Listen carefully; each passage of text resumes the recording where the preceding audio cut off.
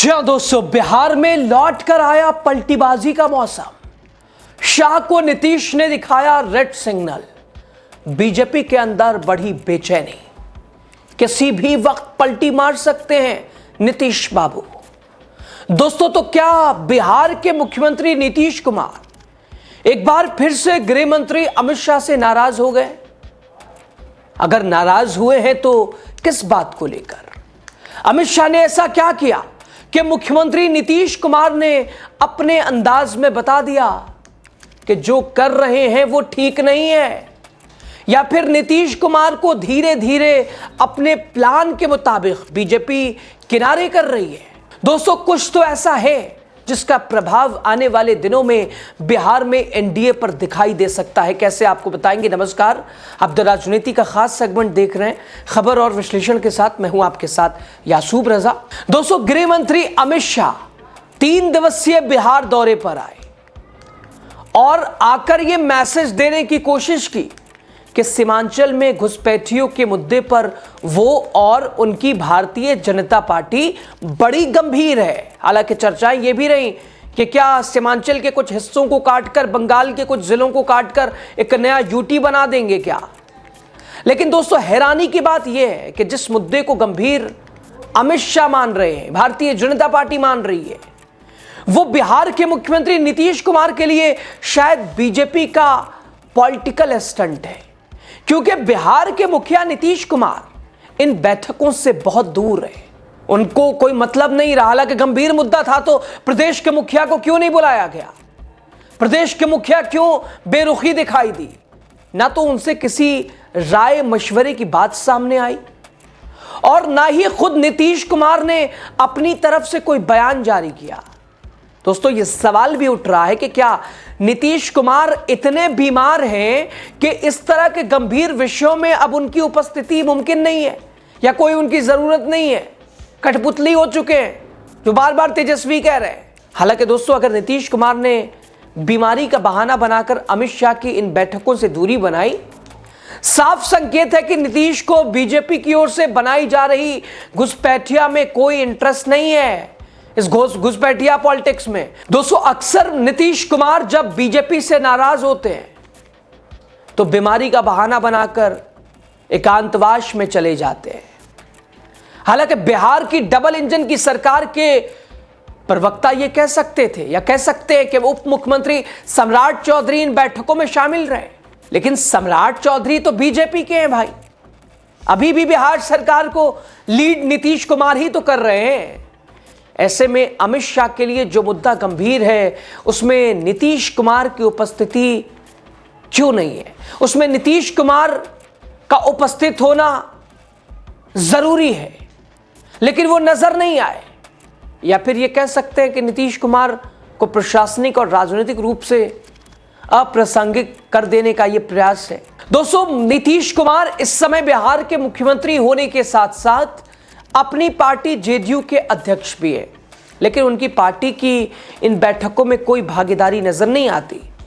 यह बात भी ध्यान देने की है कि अमित शाह ने बिहार के आईएएस और आईपीएस अधिकारियों के साथ सीधी बैठक की।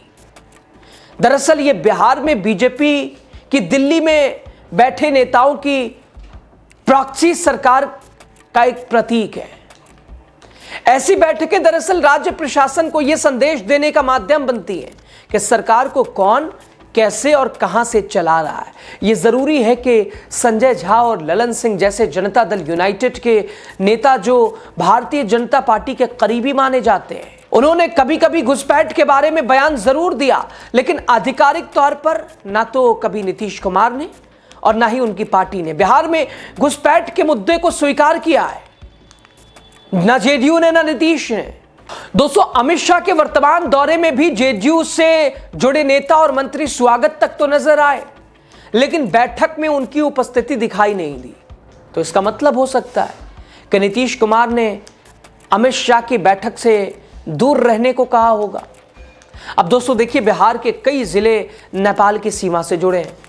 इनमें सुपौल है, मधुबनी है, सीतामढ़ी है, पूर्वी और पश्चिमी चंपारण शामिल है। दोस्तों, बॉर्डर की दोनों तरफ रोटी बेटी का रिश्ता है। लेकिन अमित शाह ने बैठक के लिए सीमांचल को चुना, जहां से बांग्लादेश की सीमा सीधे तौर पर नहीं जुड़ती है। इसकी कहीं अनकहीं वजह यह है कि बीजेपी और आरएसएस ये संदेश देना चाहती है कि सीमांचल के मुसलमानों के बीच बांग्लादेश से आए घुसपैठिए हैं, और वो भी जताना चाहते हैं कि घुसपैठिए केवल मुसलमान होते हैं और हिंदू घुसपैठिया नहीं हो सकता है। इसलिए अमित शाह और उनकी पार्टी और उनसे जुड़े संगठन सीमांचल में डेमोग्राफिक चेंज की बात करते हैं। इसका मतलब साफ तौर पर यह है कि बिहार के लोगों को यह संदेश देना चाहते हैं कि यहां मुसलमानों की संख्या घुसपैठ और उनकी जन्म दर की वजह से बहुत तेजी से बढ़ रही है। खुद प्रधानमंत्री नरेंद्र मोदी अपने चुनावी भाषणों में सीमांचल में कई बार घुसपैठ का आरोप लगा चुके हैं। चुनाव में तो हालांकि यही मुद्दा ही था, घुसपैठिया।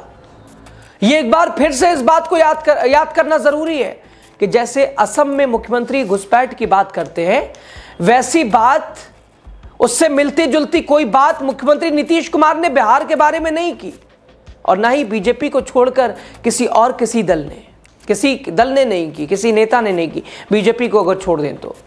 वैसे दोस्तों ये बात भी सही है कि नीतीश कुमार ने कभी इस तरह के आरोपों पर अपनी कोई सार्वजनिक आपत्ति दर्ज नहीं कराई है, और उन्होंने बीजेपी को ये कार्ड खेलने से कभी नहीं रोका है। एक तरह से देखा जाए तो नीतीश कुमार ने बीजेपी को बिहार में राजनीतिक प्रयोग करने का मौका दिया, लेकिन दोस्तों दूसरी तरफ नेता प्रतिपक्ष तेजस्वी यादव ने यह मुद्दा जरूर उठाया कि बिहार में घुसपैठ की चर्चा करना दरअसल ध्रुवीकरण की राजनीति है, और इस समय यह हवा इसलिए खड़ा किया जा रहा है क्योंकि पश्चिम बंगाल में चुनाव है। तेजस्वी का आरोप है कि जब भी चुनाव होता है तो उस समय बीजेपी इस मुद्दे को उठाती है। लोगों को आपस में लड़ाने के लिए इस तरह की बयानबाजी की जा रही है। उन्होंने निर्वाचन आयोग के हवाले से कहा कि सुप्रीम कोर्ट में अपने हल्फनामे में यह स्पष्ट बताया है कि बिहार में कोई भी घुसपैठिया नहीं है। उन्होंने कहा कि अमित शाह गृह मंत्री हैं और बिहार में 21 साल से उनकी ही सरकार चल रही है, 11-11.5 साल से केंद्र में उनकी सरकार चल रही है।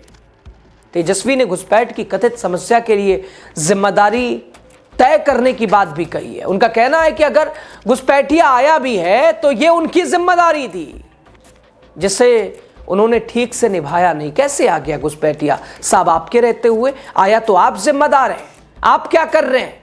गृह मंत्री अमित शाह का यह बयान भी दोस्तों छपा है कि अतिक्रमण और घुसपैठ से होने वाला जनसांख्यिकी बदलाव किसी भी देश की संस्कृति, इतिहास और भूगोल तीनों के लिए बहुत खतरनाक होता है, और राष्ट्र की सुरक्षा के लिए भी बहुत बड़ी चुनौती है। बिहार में अक्सर यह सवाल उठाया जाता है कि अगर घुसपैठ का मुद्दा इतना बड़ा है तो कथित डबल इंजन की सरकार को इसके लिए दोषी क्यों नहीं माना जाए, और क्यों ना मुख्यमंत्री नीतीश कुमार और केंद्रीय गृह मंत्री अमित शाह इसकी नैतिक जिम्मेदारी लेकर इस्तीफा दे देते? क्यों नहीं दे देते? अमित शाह पश्चिम बंगाल की तरह बिहार के बारे में ये बहाना भी नहीं बना सकते कि बाढ़ बनाने के लिए राज्य सरकार जमीन नहीं देती है। सच्चाई यह है कि केंद्र की मोदी सरकार ने आज तक बिहार के बारे में कोई आंकड़ा जारी नहीं किया कि यहां कितने घुसपैठिए हैं, उन्हें निकालने में क्या दुश्वारी है। खैर, मुझे जो लगता है दोस्तों, नीतीश ने अमित शाह की घुसपैठिए वाली पॉलिटिक्स को एक तरह से खारिज कर दिया है। अब सवाल यह है कि जिस तरह बीजेपी से संदेश देना चाह रही है बीजेपी इसे, बिहार में भले ही नीतीश कुमार मुख्यमंत्री हैं लेकिन वहां की सरकार वही चला रही है, बीजेपी दिल्ली कंट्रोल कर रही है, तो इसके बाद नीतीश कुमार कौन सा कदम उठाएंगे? इंतजार कीजिए, नीतीश कुछ तो ऐसा फैसला लेंगे जिससे बीजेपी चौंकेगी। किसी भी वक्त मार सकते हैं पलटी, हालात ऐसे ही बता रहा। खैर, बहरहाल खबर पे आपकी राय जरूर आप बताइए। बहुत शुक्रिया।